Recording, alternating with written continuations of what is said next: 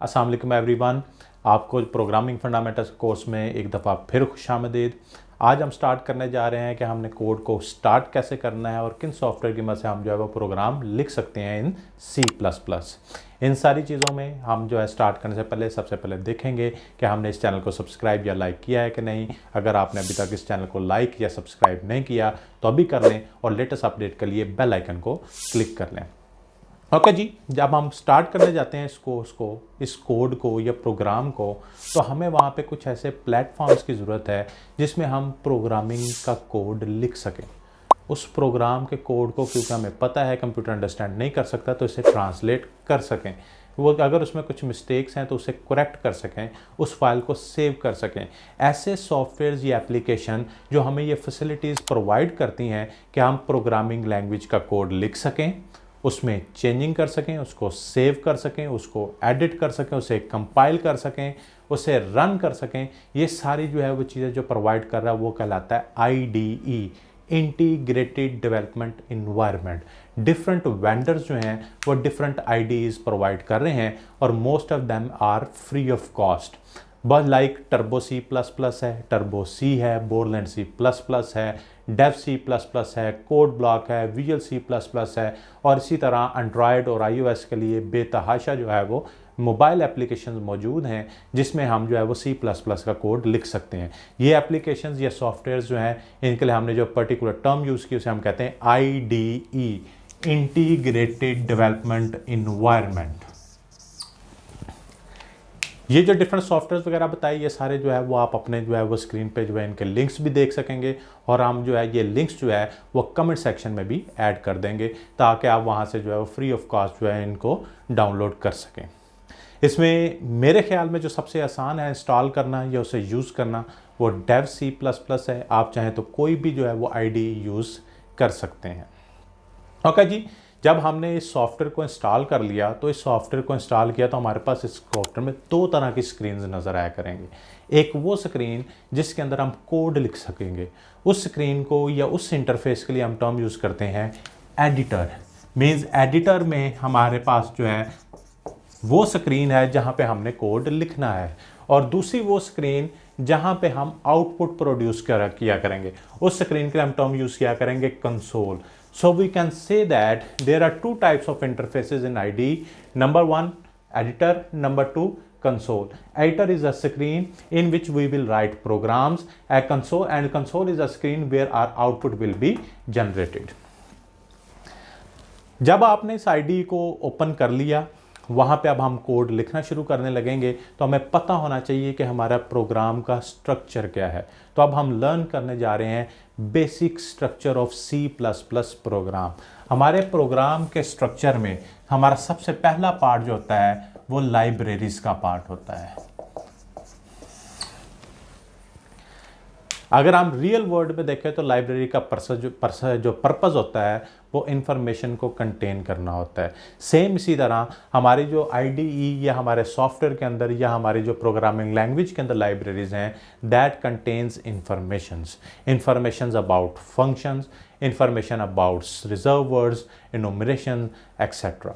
तो ये वो चीज़ें हैं जो सारी की सारी यहाँ पे डिफाइन है। इसका मतलब हमने अगर कोई फंक्शन को इस्तेमाल करना है तो उस फंक्शन की इंफॉर्मेशन हमें अपने प्रोग्रामिंग लैंग्वेज को IDE को बतानी होगी, और वो कहाँ से पता चलेगी, उसकी लाइब्रेरी को ऐड करने की सूरत में।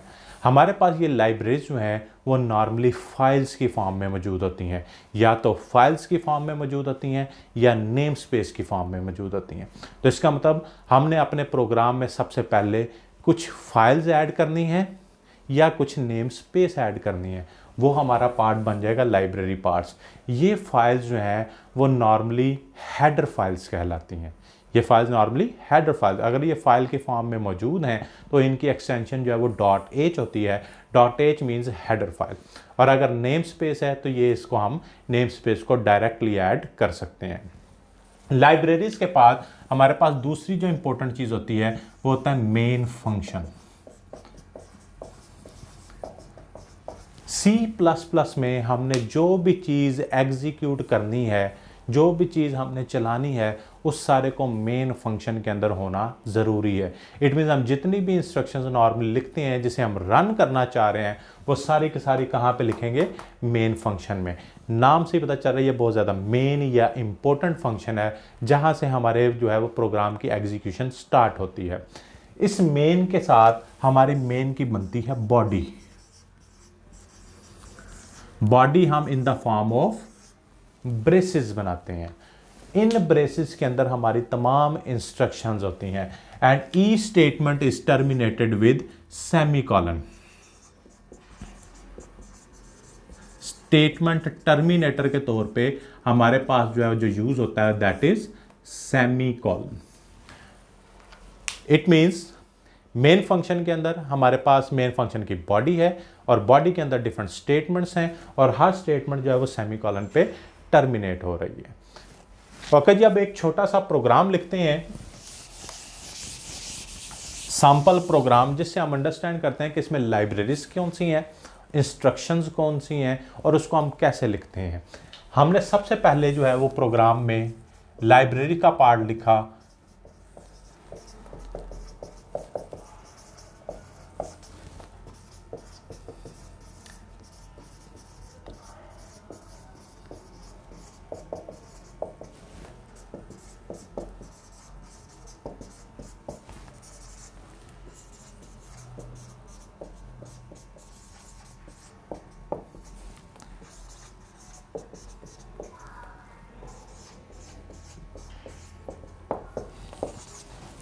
यहाँ पे इस प्रोग्राम में हमारे पास जो फर्स्ट 2 स्टेटमेंट्स हैं ये हमारा लाइब्रेरी पार्ट है। इसमें हमने एक फाइल को ऐड करवाया है, हेडर फाइल को, जिसको हमने कहा ये आईओ स्ट्रीम है। इसे ऐड कराने का तरीका ये है कि हम सबसे पहले लिखते हैं हैश साइन, उसके बाद इंक्लूड, उसके बाद उस फाइल का नाम इन एंगल ब्रैकेट्स या लेस देन और ग्रेटर देन साइन के दरमियान में। उसके बाद हमने जो है वो नेम स्पेस को ऐड किया। नेम स्पेस को ऐड करने का तरीका ये है कि हम पहले लिखते हैं यूजिंग नेम स्पेस और उसके बाद उस नेम स्पेस का नाम। इसका मतलब इस स्टेटमेंट में हमने जो है वो एक STD mean standard name space को ऐड किया है and this whole part is our library part. उसके बाद हम आ जाते हैं मेन फंक्शन पे।